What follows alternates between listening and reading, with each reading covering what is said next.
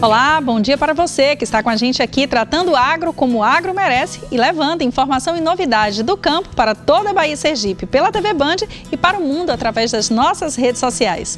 Confira o que preparamos para você no programa de hoje.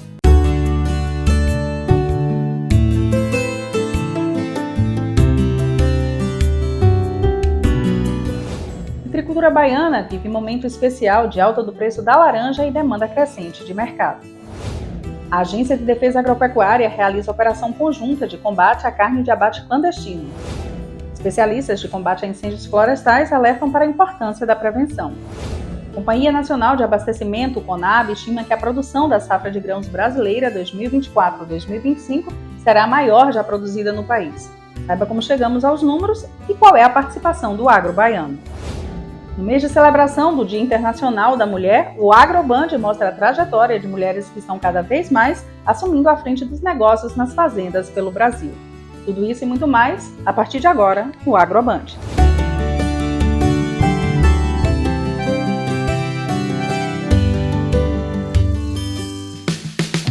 A citricultura baiana vive um momento especial de alta do preço da laranja e a demanda crescente de mercado.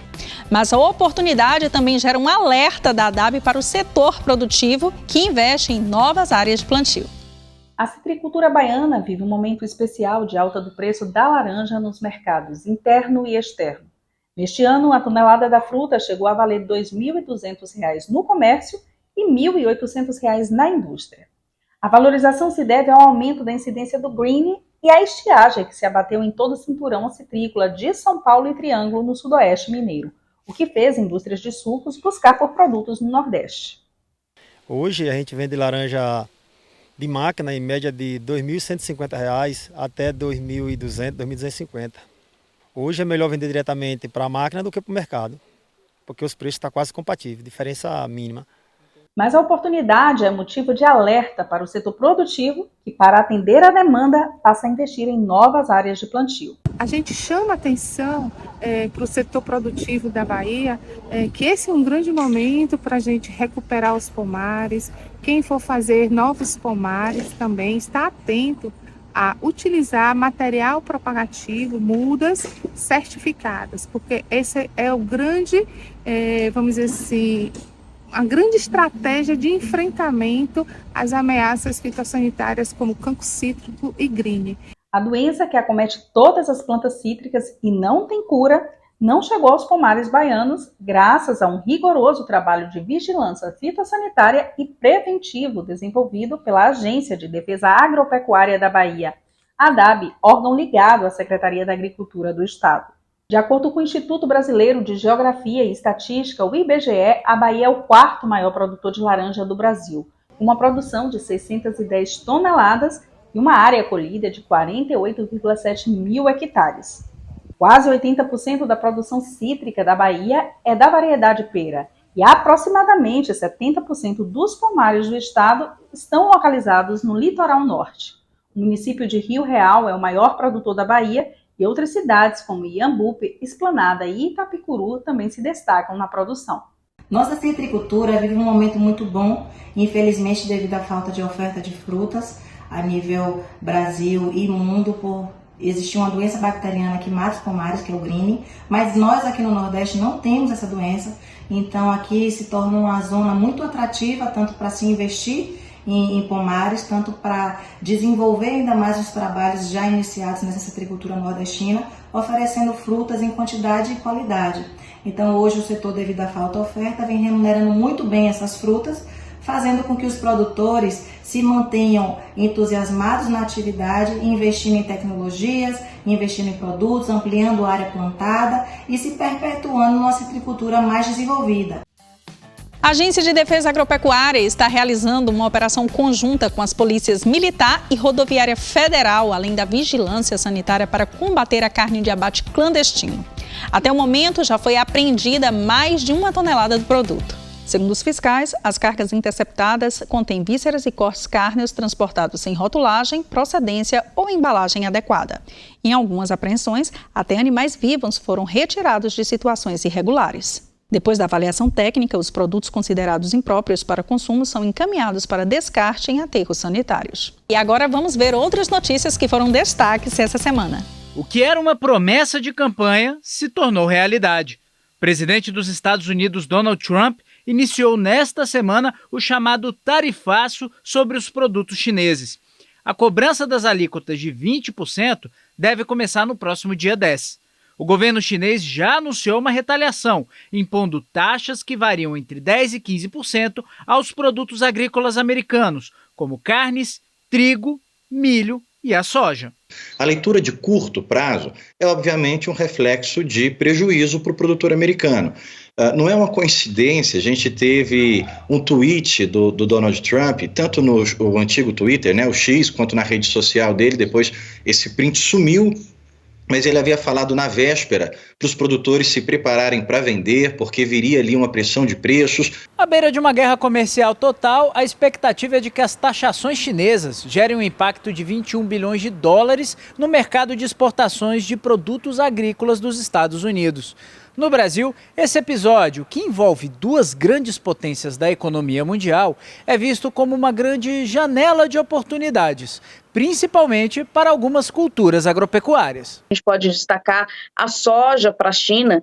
30% das exportações norte-americanas de soja vão para o mercado chinês, que vão estar agora sujeitos a essa tarifa que a China está impondo maior. Então isso abre oportunidade para a gente. No mercado também canadense, alguns produtos agrícolas entram nessa lista que Trudeau anunciou, com destaque aí para o suco de laranja.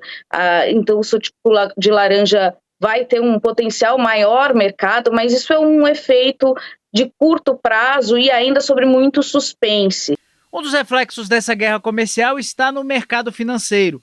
Na Bolsa de Chicago, a soja já registrou queda acentuada nos preços desde o anúncio. Com o bloqueio chinês ao grão dos Estados Unidos, o Brasil pode se consolidar como principal alternativa de mercado, o que pode aumentar o fechamento de futuros contratos com valores maiores. No primeiro momento, ela traz, sim, um resultado, às vezes, de uma alta do preço aqui para o Brasil, porque o mercado da China tem que recorrer ao Brasil. O fato é que esse mercado também, ele logo se equilibra, né? Porque os países e o soja no mundo, eu sempre falo, é o mesmo. O soja que existe no mundo, ele é sempre contabilizado. Brasil, Estados Unidos, Europa, enfim, a própria China produzindo. E depois, ao longo do tempo, esse mercado vai se equilibrando, vai se trocando os atores. Quem comprava dos Estados Unidos vem comprar no Brasil, quem comprava do Brasil vai comprar nos Estados Unidos e a conta vai se equilibrando. O setor de algodão pode viver situação semelhante. Atualmente, o Brasil é o maior exportador mundial da pluma e a tendência é que o Brasil se consolide nessa posição, abrindo vantagem no volume vendido no comércio internacional, graças à estratégia de diversificar potenciais compradores. Uma estratégia que já foi seguida de uns anos para cá foi diminuir a dependência da China. Então, nós fizemos várias promoções do algodão brasileiro, várias missões em países alternativos. Isso deu resultado, porque, de fato, na safra atual, as nossas exportações para a China diminuíram em relação ao ciclo passado. Já as importações de carne bovina devem seguir inalteradas. Como os chineses já têm como foco a compra de proteína do Brasil, o cenário deve permanecer inalterado, segundo analista de mercado. A maior parcela das compras chinesas, as principais incursões da China em relação à carne bovina, são de carne bovina aqui do Brasil, são a carne bovina brasileira. Então, nesse sentido, nós não vemos uma grande perspectiva de crescimento explosivo das vendas brasileiras. Até porque hoje a China já procura mais a América do Sul como fornecedor de carnes e a Austrália do que necessariamente Estados Unidos e Europa. Quando nós olhamos para as questões que envolvem Europa e Estados Unidos, a competitividade deles é muito baixa perto da competitividade sul-americana, em especial da competitividade brasileira. No próximo bloco, nós vamos falar sobre os fatores que estão favorecendo a produção de grãos. A previsão é que a próxima safra seja a maior já produzida no país.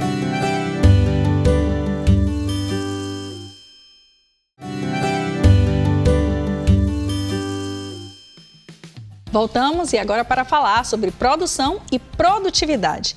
É que a Companhia Nacional de Abastecimento, a CONAB, estima que a produção da safra brasileira de grãos 2024-2025 será a maior já produzida no país, ficando em mais de 325 milhões de toneladas. Para falar sobre esses números, de como chegamos a eles e a participação do agro baiano, nós convidamos o superintendente da CONAB, Emanuel Carneiro. Emanuel, muito obrigada, seja muito bem-vindo ao AgroBand e queremos saber, né, as expectativas são as melhores, né? Segundo a própria CONAB, né, teremos aí uma safra recorde de grãos. Como é que chegamos a esses números? Primeiramente, bom dia, né?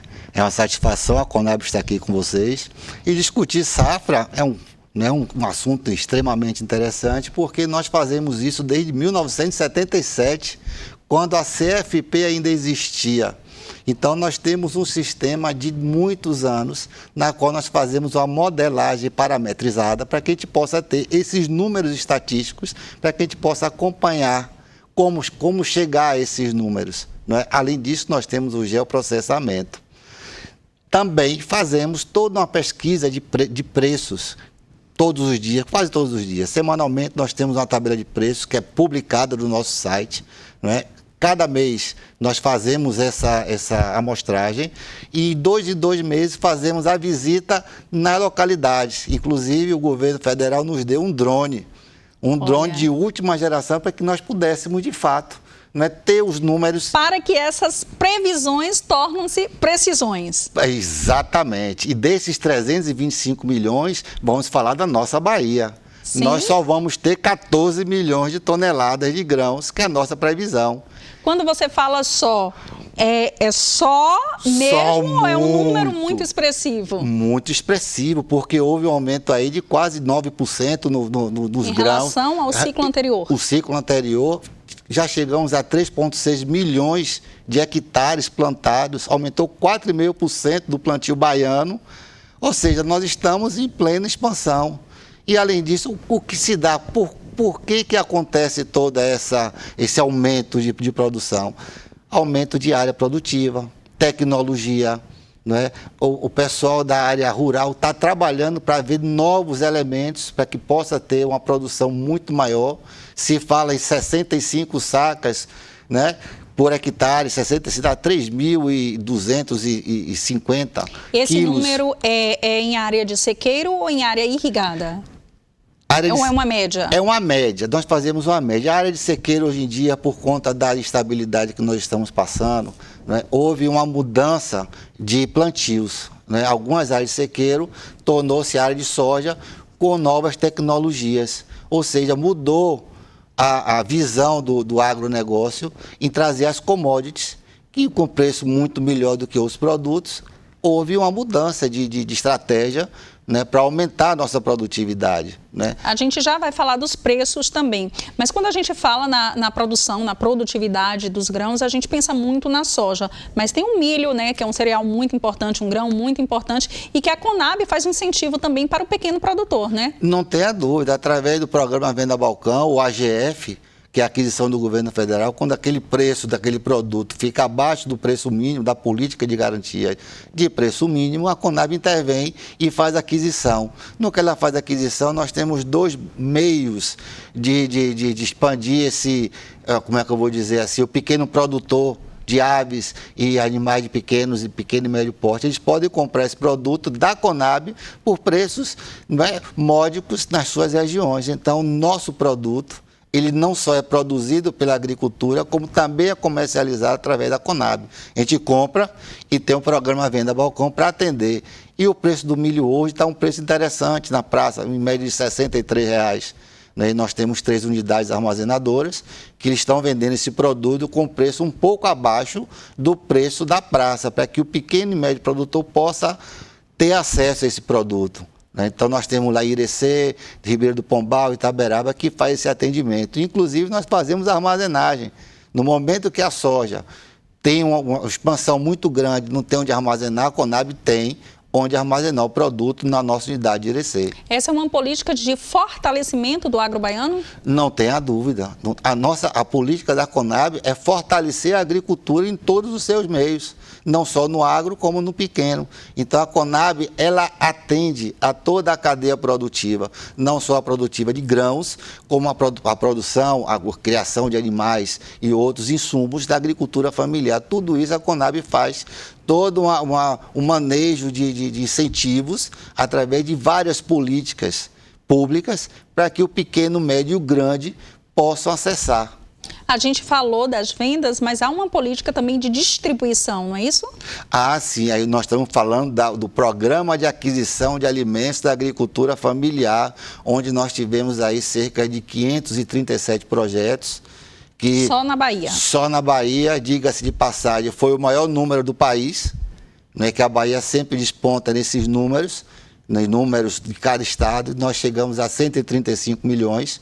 Já pagamos 90 milhões, desses 90 milhões, cerca de 15 milhões de quilos de alimentos já estão sendo distribuídos, e o governo federal, sensível a isso, já abriu um novo sistema para a recepção de novos projetos. Nós vamos aí com cerca de 19 bilhões de reais. Olha que bacana. Eu já chamei o nosso parceiro do Estado, inclusive a IBA é o nosso parceiro, as outras federações também nos ajudam, e o governo do Estado está trazendo os pequenos produtores em reuniões, pequenas reuniões, para que eles possam acessar essas políticas. Não só a compra de alimentos para doação, para as comunidades e pessoas que encontram em diversas situações de segurança alimentar, como também sementes e materiais propagativos. O que seria, para a gente explicar ao nosso público urbano, o público que está em casa nos assistindo, o que seriam esses materiais propagativos? Boa pergunta, é interessante. Eu, quando vi, eu fiz, meu Deus do céu, vamos vender livro? Eu já pensei em material de propaganda. Não tenha dúvida, mas de certa forma é uma propaganda, porque aquele produtor de semente de cacau, por exemplo, ele tem aquela produção e tem a produção de material propagativo, que são as mudas. Então essas mudas, ele pode trazer o seu projeto, inserir do programa de aquisição... propagar a sua cultura. E aí esse produto é adquirido pela Conab e é doado. É feita a doação. Inclusive, as sementes crioulas, né, elas também estão inseridas nisso. E as cozinhas comuns solidárias, elas podem também ser beneficiadas pelo programa de aquisição de alimentos, para que eles possam fazer os alimentos e atender a população mais necessitada. E qual é a participação do agro baiano no cenário brasileiro, né? Quando a gente fala na estimativa de safra recorde, a gente está falando safra recorde no Brasil, mas o agro baiano tem uma contribuição importante aí, não tem? Não tenha dúvida. Nós falamos do Oeste, aí você falou de soja, falamos de mamona, a gente fala de algodão, a gente fala de milho. Mas vamos falar de cacau também, que lá também produz cacau. E, aliás, que está com um preço excelente, né? Uma das culturas, atrás do café apenas, que mais teve uma boa colocação no mercado. Não tenha dúvida. Isso foi o cenário mundial, né, que facilitou esse preço, né? O problema que houve na África e outros países, né, fez com que o preço do cacau realmente subisse. É tanto que no ano de 2023, nós lançamos um PEP, Programa de Escoamento da Produção, porque o cacau estava tão baixo o preço, que foi necessário que nós fizéssemos uma intervenção, pagando um prêmio pelo escoamento da produção através da PGPM. Hoje não precisa. O papel da Conab foi feito. Incentivamos, criamos o incentivo, hoje o cacau reagiu, não precisa mais de incentivo. E o Oeste baiano é um celeiro do nosso Brasil, tem a paciência ali de produção, nosso parceiro da AIBA tem a paciência, viu? E mostra também a diversidade da Bahia, a diversidade de cultura, né? Porque tem os grãos, tem as fibras, a fibra do algodão, tem também a fruticultura, então é muita riqueza num só estado, né, Manuel? Não tenha dúvida, e lá nós temos PAA, Programa de Aquisição de Alimentos e Folhosas, lá no oeste do Oeste baiano, ou seja, a diversidade é muito grande. O nosso Oeste, há 40 anos atrás, ninguém acreditava. Hoje, eu acredito Eram terras vistas como inférteis, né? E hoje aquilo dali é um mundo. É um mundo de produção. Não tenha dúvida. E a registrando as maiores produtividades por área também, exatamente. né? A tecnologia Você me perguntou no início o que é que facilitou o aumento da produção. Tecnologia. Há um emprego da tecnologia, mas você falou também aí, né, que as chuvas vão de vento em popa. Sim. Então, o cenário para este ciclo é totalmente favorável em tecnologia, em manejo, mas também nos fatores climáticos? Exatamente. Lá tem chovido o suficiente para poder manter a produção. É verdade que teve um probleminha da mosca, né? Ali do milho. Não foi a mosca, não. Foi um outro bichinho que apareceu ali no milho, né? E que deu problema e houve uma quebra. A cigarrinha do milho. A cigarrinha do milho, exatamente. É porque tem a mosca negra lá da laranja e a gente trabalhou aqui na região aqui de Rio Real com relação a essa dificuldade que houve. Então, a cigarrinha criou uma certa dificuldade, não é? Mas está sendo tratado e eu acredito que isso não será empecilho para que nós tenhamos uma grande safra. E eu gostaria de comprar e fazer estoques públicos da União para manter preço. E temos um programa novo, que é o arroz da gente, que depois eu falo. Então eu vou convidar novamente a Conab para voltar aqui para falar sobre o arroz da gente, tá? E vamos finalizar te agradecendo e o AgroBand vai continuar acompanhando essa atualização e dia 13 queremos divulgar aí os números da nossa safra de grãos aqui no estado e também no país. Não tenha dúvida, a Conab está à disposição, é com grande prazer que a Conab vem. Nós estávamos precisando trazer a nossa imagem para o público conhecer a gente. Eu acho que nós estamos aí para atender a comunidade baiana. Existe uma parceria muito forte. Conab, Estado da Bahia, AIBA e tantas outras federações que estão aí da agricultura que nos ajudam e são parceiros.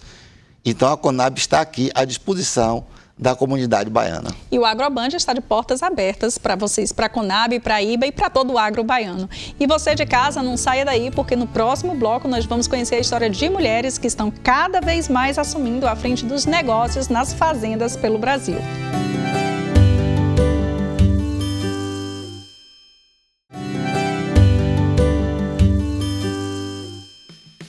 A Bahia recebeu recentemente especialistas de vários cantos do país no Seminário Internacional da Prevenção e Combate a Incêndios Florestais.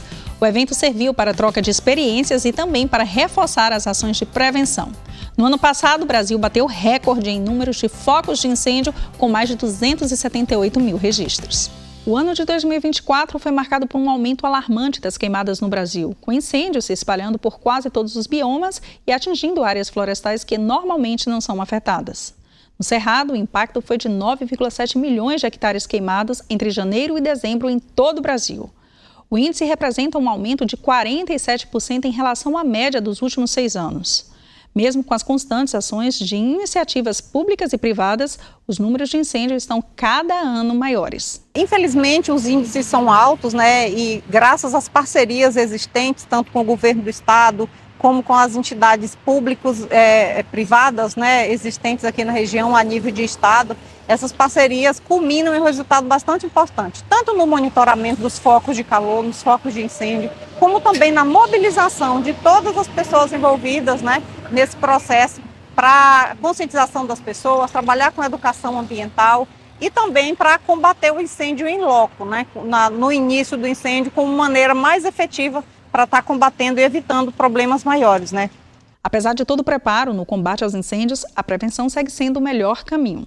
A prevenção é o melhor combate, né? Então, visando essa efetividade nas ações, né, as parcerias são de extrema importância, principalmente para a gente receber o feedback no momento em que está se iniciando o incêndio e iniciar com o combate mesmo no momento em que o fogo não se alastrou e que há a possibilidade de combater. Os piores meses são agosto e setembro por conta do clima mais seco. Mas mesmo no período de chuva, quando os produtores rurais ficam mais tranquilos, as ações não podem parar.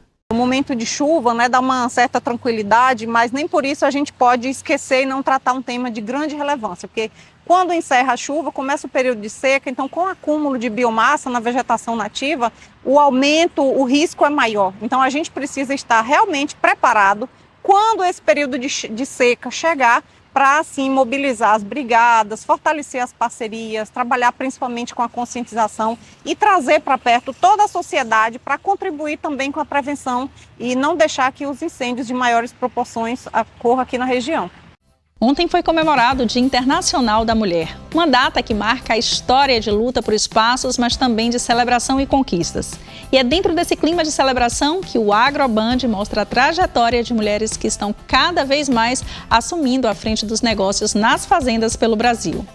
E o exemplo de hoje vem das lavouras de café.